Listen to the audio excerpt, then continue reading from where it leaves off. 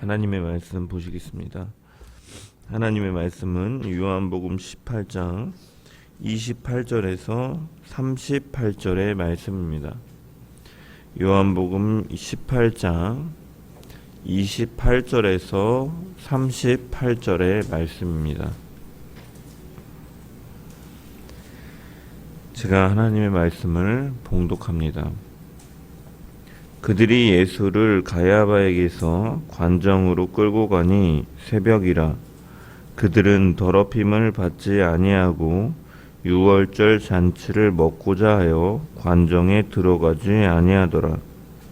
그러므로 빌라도가 밖으로 나가서 그들에게 말하되 너희가 무슨 일로 이 사람을 고발하느냐. 대답하여 이르되 이 사람이 행악자가 아니었더라면 우리가 당신에게 넘기지 아니하였겠나이다. 빌라도가 이르되 너희가 그를 데려다가 너희 법대로 재판하라. 유대인들이 이르되 우리에게는 사람을 죽이는 권한이 없나이다 하니 이는 예수께서 자기가 어떠한 죽음으로 죽을 것을 가리켜 하신 말씀을 응하게 하려 함이로라. 이에 빌라도가 다시 관정에 들어가 예수를 불러 이르되 내가 유대인의 왕이냐. 예수께서 대답하시되 이는 내가 스스로 하는 말이냐 다른 사람들이 나에 대하여 내게 한 말이냐. 빌라도가 대답하되 내가 유대인이냐. 내 나라 사람과 대제사장들이 너를 내게 넘겼으니 내가 무엇을 하였느냐. 예수께서 대답하시되 내 나라는 이 세상에 속한 것이 아니니라. 만일 내 나라가 이 세상에 속한 것이었더라면 내 종들이 싸워 나로 유대인들에게 넘겨주지 않게 하였으리라. 이제 내 나라는 여기에 속한 것이 아니니라. 빌라도가 이르되 그러면 내가 왕이 아니냐. 예수께서 대답하시되 내 말과 같이 내가 왕이니라. 내가 이를 위하여 태어났으며 이를 위하여 세상에 왔나니 곧 진리에 대하여 증언하려 함이로라. 무릇 진리에 속한 자는 내 음성을 듣느니라 하신대. 빌라도가 이르되 진리가 무엇이냐 하더라. 아멘. 말씀을 통한 주의 은혜와 평강이 특별 새벽 기도에 모인 모든 성도들 가운데 충만하기를 축원합니다. 오늘 말씀은 예수님께서 빌라도 앞에서 재판을 받으시는 장면입니다. 이 재판은 종교 권력과 정치 권력이 함께 얽혀 있는 재판입니다. 유대인들은 종교적인 이유로 예수님을 정죄하고 빌라도는 정치적인 판단으로 예수님을 신문하기 때문입니다. 그런데 우리는 이 장면에서 주목해야 할 것이 있는데 재판을 받으시는 분은 예수님이지만 정작 드러나는 것은 예수님의 죄가 아니라는 것입니다. 종교를 붙들고 있지만 정작 진리를 거부하는 유대인들의 모습과 권력을 가지고 판단하는 자리에 서 있지만 진리 앞에서 무시하고 변하지 않는 빌라도의 모습이 드러납니다. 그리고 그 한가운데서 조금도 흔들리지 않고 서 계신 예수님의 모습이 드러납니다.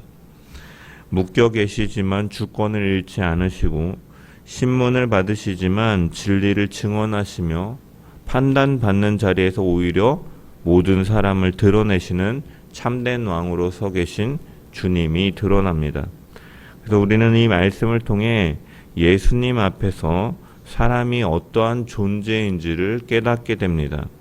종교를 붙들고 있지만 진리를 거부하는 사람과 권력을 가지고 있지만 진리 앞에서 외면하고 변하지 않는 사람을 바라보고 그리하여서 오늘 우리는 이 말씀을 통해 우리의 신앙이 어디에 서 있는지를 분명히 바라볼 수 있습니다.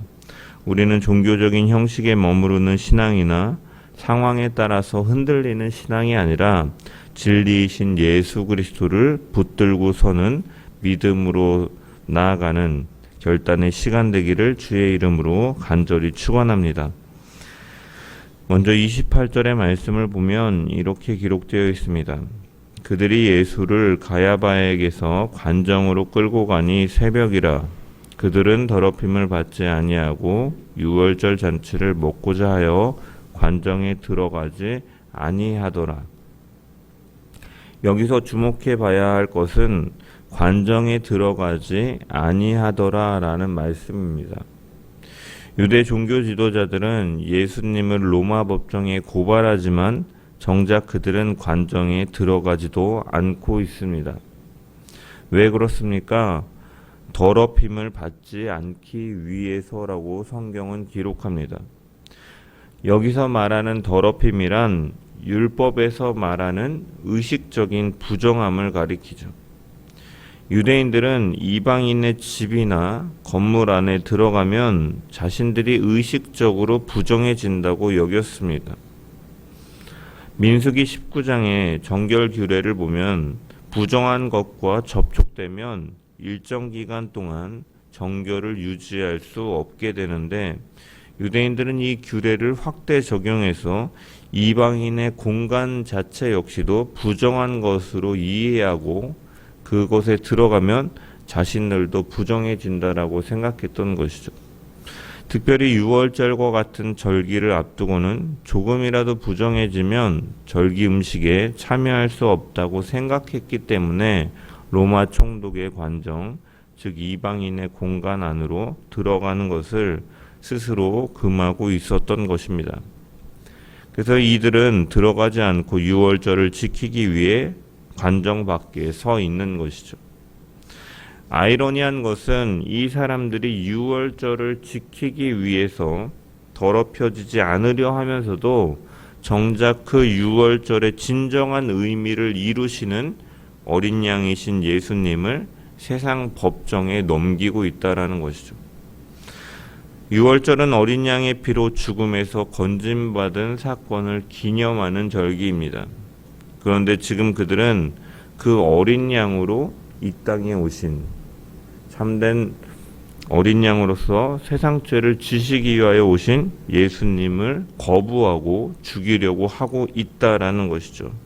그래서 요한은 이것을 의도적으로 드러내기 위해서 그들이 유월절을 철저하게 지키기 위해서 오히려 예수님을 그런 모습을 보이지만 어린 양이신 예수님을 죽이려고 하는 이러한 실체를 드러내는 것입니다.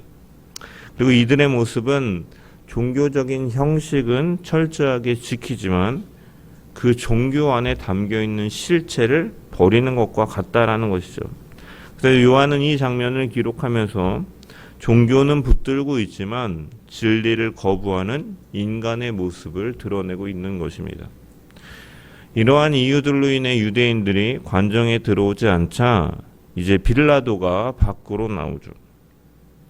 29절의 말씀을 보면 그러므로 빌라도가 밖으로 나가서 그들에게 말하되 너희가 무슨 일로 이 사람을 고발하느냐라고 기록되어 있습니다.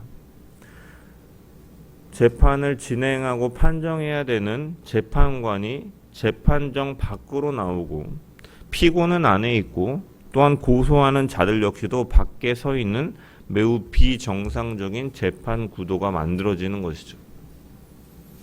그래서 이것은 정상적인 과정이 아니었음을 드러내는 것이죠. 불법적인 재판임을 드러내는 것이죠.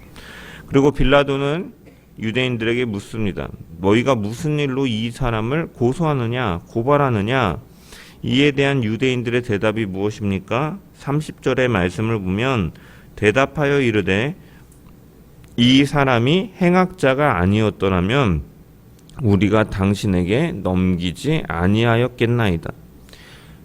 이 말은 죄를 밝혀달라는 고발을 하지만 실제로 예수님에 대한 고발은 죄를 밝혀달라는 의미가 아니다라는 것이죠. 이미 결론을 내려놓고 형식적인 재판만을 요구하고 있는 것입니다. 그래서 31절을 보면 그 의도가 더 분명하게 드러내죠. 너희 법대로 재판하라 하니까 유대인들이 이르되 우리에게는 사람을 죽이는 권한이 없나이다 라고 말하죠. 이것은 예수님을 죽이기로 이미 작정했다라는 것이에요. 그렇지만 자기들이 직접 죽이기는 싫고 로마의 권력을 이용해서 예수님을 십자가에 못 박게 하겠다라는 의도가 드러나는 것이죠. 그러므로 예수님께서 당하시는 재판은 절차상 겉으로는 합법처럼 보이지만 실제로는 불법을 행하는 모습임을 성경은 계속해서 드러내면서 예수님은 죄가 없으신 분이었다라는 것을 나타내고 있죠. 그런데 한편으로는 성경은 또한 이 과정을 이렇게 표현합니다. 32절의 말씀을 보면 이는 예수께서 자기가 어떠한 죽음으로 죽을 것을 가리켜 하신 말씀을 응하게 하려 함이로라 라고 말씀하죠. 즉 이러한 일련의 과정들과 불법적인 재판들은 우연적으로 이루어진 일이 아니다라는 것이죠. 사람들은 자기의 의도대로 움직이고 있다라고 생각하지만 하나님께서는 이미 그 모든 과정을 통해서 말씀하신 구원의 계획을 이루고 계셨다라는 말씀입니다. 유대인들은 예수님을 죽이려고 관정으로 끌고 왔지만 하나님의 뜻 가운데서는 참된 유월절 어린 양이 드려질 준비가 이루어지고 있다라고 성경은 선언합니다. 여기서 우리가 분명히 알 수 있는 것은 사람은 얼마든지 종교적인 형식을 붙들면서도 그 신앙의 실체인 예수 그리스도를 놓칠 수 있다라는 사실이죠. 유대인들은 자신들의 정결구례를 지켰습니다. 그러나 정작 자신들을 깨끗하게 하실 분은 밀어내고 있는 것이죠. 유월절은 준비하지만 유월절의 어린 양이신 예수님은 넘기고 있는 것이죠. 그리고 이 모습이 우리의 모습이 될 수 있음을 성경은 드러냅니다. 우리는 신앙의 틀 안에 있을 수 있습니다. 예배도 드리고 헌금도 드리고 봉사도 하면서 익숙한 신앙생활을 합니다. 하지만 그 중심에 예수 그리스도가 계시지 않을 수 있다라는 것이죠. 신앙은 종교적인 형식을 유지하는 것이 아니라 살아계신 예수 그리스도와 함께 사귀는 것이죠. 그분을 아는 것이고 그분께 의지하는 것이고 그분과 연결되어 살아가는 것입니다. 그분을 안다라는 것은 지식으로 아는 것이 아니라 내가 누구인지, 내가 어떠한 상태인지 그분 앞에서 고백하며 살아가는 것이죠. 내가 괜찮은 사람이 아니라 죄인됨을 고백하고 죄인이지만 주님의 은혜로 나를 붙들고 계시기 때문에 오늘도 하나님의 자녀로 살아가고 있다는 사실을 아는 것입니다. 그분을 의지한다라는 것은 이 구원받은 백성으로 살아가는 것이 나의 힘이나 나의 공로로 되지 않음을 인정하고 주님께 나아가 주님을 붙드는 것이죠. 나를 붙들고 계신 주님의 선하심과 인도하심을 인정하고 그분께 주권이 있고 그분의 생명으로 살아감을 고백하며 사는 것을 가리킵니다. 그분과 연결되어 산다라는 것은 삶의 자리에서 끊임없이 주님의 뜻과 주님의 그 말씀을 통해서 판단하고 그것이 기준이 되어 살아가는 상태, 주님과의 바른 관계에서 살아가는 것을 말하죠.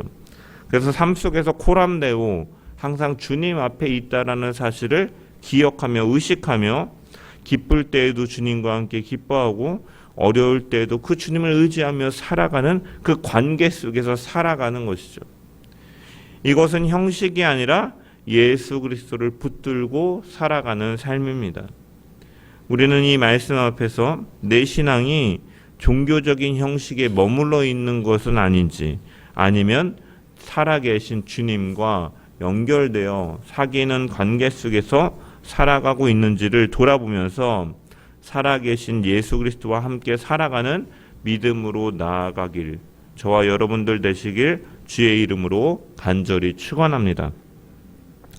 이렇게 밖에서 대화하던 빌라도는 관정 안으로 들어가서 예수님을 심리하죠. 33절의 말씀을 보면 이에 빌라도가 다시 관정에 들어가 예수를 불러 이르되 내가 유대인의 왕이냐라고 묻습니다. 이 질문은 정치적인 질문입니다. 로마 입장에서 왕이라는 표현은 반역을 의미하죠. 그래서 빌라도는 지금 예수님이 로마의 위협이 되는 인물인지를 확인하려고 하는 것입니다. 이에 대한 예수님의 대답이 중요한데 34절의 말씀을 보면 예수께서 대답하시되 이는 내가 스스로 하는 말이냐 다른 사람들이 나에 대하여 내게 한 말이냐라고 말씀하십니다. 예수님께서는 네가 왕이냐라는 질문에 다시 그 빌라도의 질문을 되돌려서 빌라도에게 묻고 계신 것이죠. 이것은 대화의 주도권이 빌라도에게 있지 않다라는 것이죠. 참된 재판장이신 분은 예수 그리스도심을 암시하고 있는 것입니다. 그래서 재판하고 질문하는 사람은 빌라도여야 하지만 실제로는 예수님께서 이 대화를 이끌어 가신다라는 것을 보여줍니다. 그리고 주님의 이러한 되묻는 질문은 빌라도의 상태를 드러내는 것이죠. 이 질문이 네 생각이냐 아니면 다른 사람이 너에게 한 말을 너가 그대로 말하고 있느냐라고 묻는 것임을 통해서 빌라도가 지금 스스로 판단하고 있는 것이 아니라 유대인들의 말에 끌려서 움직이고 있다라는 것을 드러내는 말씀이죠. 그래서 35절에 빌라도가 이렇게 반응합니다. 빌라도가 대답하되 내가 유대인이냐 내 나라 사람과 대제사장들이 너를 내게 넘겼으니 네가 무엇을 하였느냐.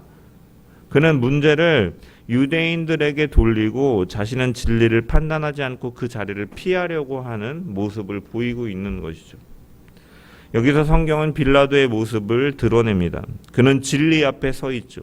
진리이신 예수님을 직접 대면하고 그 말씀을 듣고 있습니다. 그런데도 그는 그 진리 앞에서 그 진리를 듣고 자신을 바꾸지 않는 것이죠. 이에 대해서 예수님께서는 37절에 분명하게 말씀하십니다. 무릇 진리에 속하는 자는 내 음성을 듣느니라. 여기서 듣는다라는 것은 단순히 소리를 듣는 것을 가리키는 것이 아니라 진리를 받아들이고 그 진리에 따라 자신을 두는 것, 진리에 따라서 변화되는 것을 의미하는 것이죠. 그런데 이어지는 38절에서 빌라도는 이 말을 듣고 이렇게 말합니다. 진리가 무엇이냐?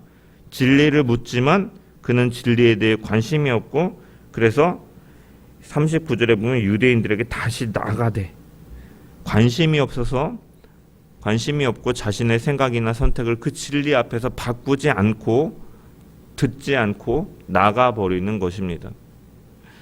이것은 진리 앞에 서 있지만 변화되지 않는 사람의 모습을 가리키는 것이죠. 진리를 접하고 말씀을 듣지만 그런데도 자신은 그대로인 상태의 사람을 말합니다. 그래서 생각이 바뀌지 않고 자신의 삶의 선택은 그대로이고 삶의 방향도 여전히 그대로인 사람. 그래서 결국 진리를 기준으로 사는 사람이 아니라 여전히 상황을 따라 사는 사람으로 남아있는 사람인 것이죠. 그리고 이 모습이 우리 가운데 나타나는 모습이 될 수도 있다는 것이죠. 우리는 말씀을 듣고 설교를 통해 무엇이 옳은지를 듣습니다. 판단합니다. 그런데 막상 삶의 자리로 돌아가면 다른 기준으로 살아갈 때가 많이 있다라는 것이죠. 손해가 될 것 같으면 말씀보다 계산이 앞서고 관계가 불편해질 것 같으면 진리보다 침묵을 선택하고 내 자존심이 건드려지면 말씀보다 내 감정이 움직여지고 결정해야 될 때 말씀을 떠올리기보다 내 생각과 경험과 판단을 더 의지하며 살아갈 때가 많이 있다라는 것이죠. 이것은 진리를 알고 있지만 그 진리 앞에 자신을 드리고 그 진리가 나의 삶을 바꾸지 않는 것을 가리키죠.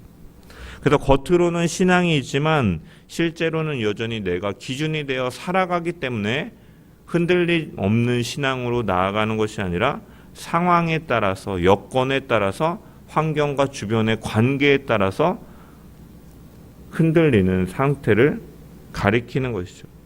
그런데 신앙이라는 것은 진리를 단순히 아는 데서만 멈추는 것이 아니라 진리를 기준으로 살아가는 것이죠.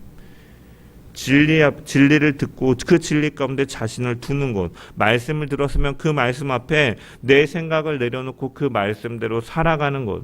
그래서 실제로 선택이 달라지고 삶이 달라지는 것이 바로 진리를 알고 진리를 듣고 진리 속에 살아가는 것입니다.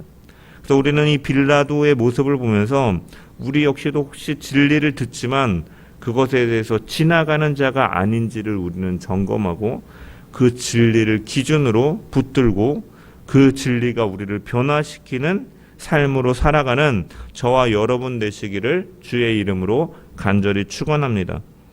말씀을 맺습니다. 오늘 말씀은 우리에게 두 사람의 모습을 가르쳐 줍니다. 종교를 붙들고 있지만 정작 예수 그리스도를 밀어내는 유대인과 같은 사람이 있습니다. 또한 진리 앞에 서 있지만 그 진리에 자신을 맞추지 않고 변화되지 않고 여전히 상황에 따라 흔들리며 자신의 안위가 가장 최우선이 되는 빌라도와 같은 모습이 있을 수 있다라는 것이죠. 우리는 신앙의 형식 안에 있을 수 있습니다. 말씀을 듣고 예배도 드리지만 정작 우리의 중심에서 예수 그리스도를 놓칠 수 있다라는 것. 또한 진리를 듣지만 무엇이 옳은지를 알고 있지만 그 진리에 따라 나 자신을 바꾸지 않고 내 생각과 기준으로 살아갈 수 있습니다. 우리는 이 말씀을 통해 나는 지금 어디에 서 있는가? 형식 속에 머물러 있는 거 아닌가? 아니면 상황에 따라서 흔들리고 있는가? 아니면 진리이신 예수 그리스도 앞에 서 있는가를 우리는 말씀 앞에 비추어 봐야 됩니다. 신앙은 진리이신 예수 그리스도 앞에 서서 그 진리를 자신에 두고 살아가는 것입니다. 그래서 내 생각이 아니라 주님이 기준이 되고 내 방식이 아니라 주님의 말씀이 기준이 되는 것입니다. 그렇게 살아갈 때 비로소 우리의 삶은 달라지고 신앙은 실제가 되는 줄 믿습니다. 오늘 이 말씀 앞에서 형식에 머무르는 자리에서 벗어나고 상황에 끌려가는 자리에서 벗어나서 진리이신 예수 그리스도 앞에 서서 그 진리에 나 자신을 두고 변화되어 가는 주의 백성들 되기를 주의 이름으로 간절히 축원합니다.